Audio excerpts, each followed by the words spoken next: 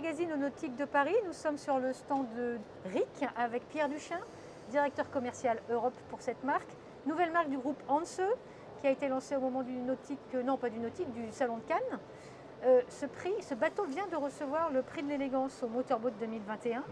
Pierre, est-ce que tu peux nous faire un petit peu, nous expliquer le concept et puis nous présenter le bateau?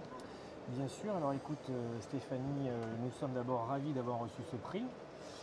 Le prix de l'élégance, je pense que c'est un bateau qui est bien né, qui effectivement est très sexy au niveau de sa ligne. Il a été dessiné par l'architecte anglais Bill Dixon, qui est l'architecte des Sea Line. Des Sea Line, oui, tout à fait. Dans le groupe. Il a fait une belle coque avec deux steps et avec un V très profond qui assure des qualités marines plutôt très bonnes. On a pu le tester. Voilà. Donc le concept de cette nouvelle marque, c'est de créer une marque un petit peu en dessous des marques premium, que ce soit Fjord et Sea Line, et dont le dénominateur commun sera le moteur hors-bord. Donc nous avons commencé avec un 28 pieds et nous souhaitons décliner assez rapidement par un 32, un 38 et éventuellement un 24 pieds. Très bien. C'est un dayboat, hein, on est d'accord? Il se présente comme un... C'est un week-ender. Un week-ender. C'est-à-dire que c'est un bateau qui est prévu pour passer 48 heures à bord et pour pouvoir passer une nuit, on va voir que la cabine est très spacieuse avec un couchage qui fait 2 mètres sur 2 et tous les équipements pour passer 24 heures. Donc notamment, on a un wet bar ici qui est équipé de 2 feux à gaz, mais on peut également avoir une plancha avec un petit évier. Nous avons des frigos en tiroir ici, mais également de l'autre côté. Oui, il y en a un là, voilà. effectivement.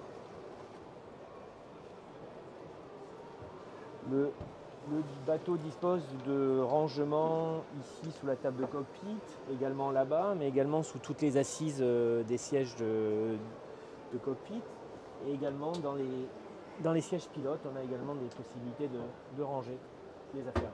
Voilà. Le carré est convertible, on a la possibilité de baisser la table et de recouvrir le plateau de la table avec un coussin. Ce qui fait un grand bain de soleil. Voilà, et le dossier également, on a la possibilité d'avoir le dossier qui se rabat pour pouvoir faire un grand bain de soleil à l'arrière. Il se rabat vers l'arrière. Il se rabat vers l'arrière. Très bien, voilà. ok. Donc là, comme vous le voyez, il y a la possibilité aussi de mettre un taux de soleil avec une toile tendue avec des tangons en tissu micro-perforé. Et cette option est duplicable à l'avant au-dessus du bain de soleil qui est également assez spacieux.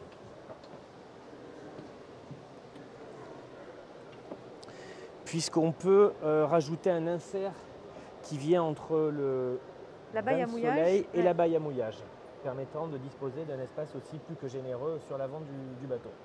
Plan de pont walk-around, hein, bien défendu. Walk-around avec une main courante qui permet aussi d'être sécurisée lors des déplacements en navigation. Une baille à mouillage très spacieuse dans laquelle on peut rentrer les 6 pare-battages du bord, ce qui est toujours intéressant. Et une option T-top de couleur noire ou blanche en fonction des choix du client. D'ailleurs, si je me souviens bien, comment ça s'appelle? Les tangons peuvent se ranger sous le T-top. Oui, tout à fait. C'est ça, les tangons il y a un du taux rangement de soleil dédié ici voilà. Et ça permet de les ranger sans qu'ils gênent la vie à bord. Tout à fait. Très bien. Alors après, au niveau de la console de pilotage, donc une disposition assez classique, les plus avec un volant qui est réglable. Nous avons ici la commande du propulseur d'étrave, ici la commande des flaps électriques, ici il y a la télécommande du traceur de carte Simrad et ici le Vessel View, donc l'ordinateur Mercury.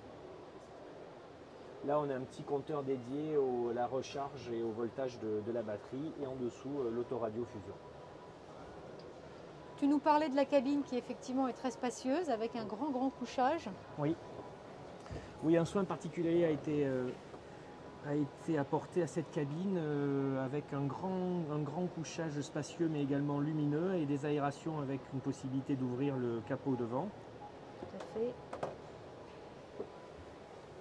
Mais également un petit cabinet de toilette avec un WC qui peut être électrique, un réservoir à eau noire et un petit lavabo. Voilà, donc tout est fait pour pouvoir passer une nuit, voire plus, à bord de ce bateau qui bien sûr se destine en priorité au bassin méditerranéen, de par sa conception open, mais qui devrait avoir un petit frère avant la fin de l'année prochaine, qui serait une version plus fermée et qui, elle, serait plus dédiée à la côte marché atlantique et Europe du Nord. Et au niveau de la motorisation, 350 Alors, maxi. on peut choisir entre 250 et 350. Je pense que la motorisation intermédiaire 300 chevaux est le bon choix. C'est celle que l'on a essayée et qui nous a permis d'atteindre quasiment 40 nœuds en pointe. Ouais.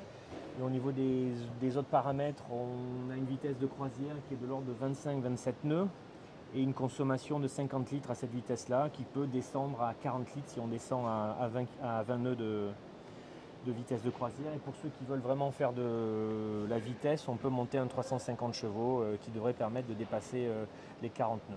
Très bien. Voilà. Pierre, merci beaucoup pour cette présentation. C'est moi qui vous remercie. À très bientôt. Au revoir.